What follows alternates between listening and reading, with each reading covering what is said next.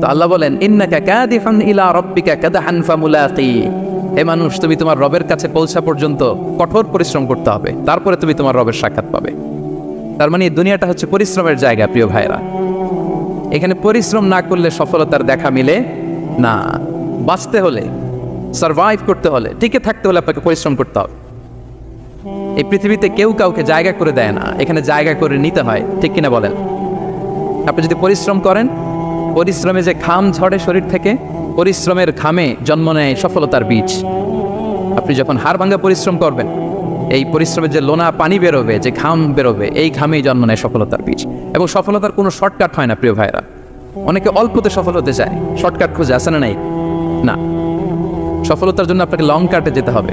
ওখানে কোনো লিফট থাকে না, সিঁড়ি বেয়ে উঠতে হয়। অনেকে চায় যে সফলতার লিফটে উঠবো, সুইচ চাপবো, সাকসেসফুল ইন লাইফ। না, এত সহজ না, আপনাকে সিঁড়ি বেয়ে উঠতে হবে। তাহলে পরিশ্রমের কোনো বিকল্প নেই।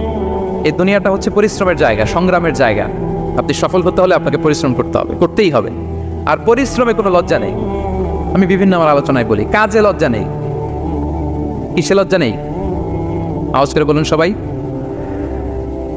কাজে লজ্জা নেই। লজ্জা হচ্ছে অলসতায়, লজ্জা হচ্ছে হাত পাতায়, লজ্জা হচ্ছে অকর্মণ্যতায়। কাজে লজ্জা আছে?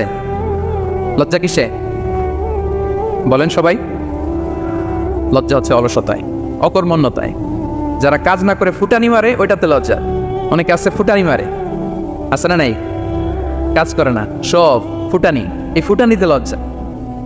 কিন্তু পরিশ্রমে কোনো লজ্জা নেই। এজন্য আল্লাহ তাআলা বললেন ইয়া আইয়ুহাল ইনসান ইন্নাকা কাদিহুন ইলা রাব্বিকা কাদহান ফামুলাকি, হে মানুষ তোমার রবের কাছে পৌঁছা পর্যন্ত তোমাকে পরিশ্রম করতে হবে। হাড় ভাঙা পরিশ্রম করে আমার কাছে আসতে হবে, তবেই সফলতা মিলবে। অন্য আয়াতে আল্লাহ তাআলা বলছেন লাকাদ খালাকনাল ইনসানা ফি কাবাদ, নিশ্চয়ই মানুষকে আমি কষ্ট এবং পরিশ্রম নির্ভর করে তৈরি করেছি।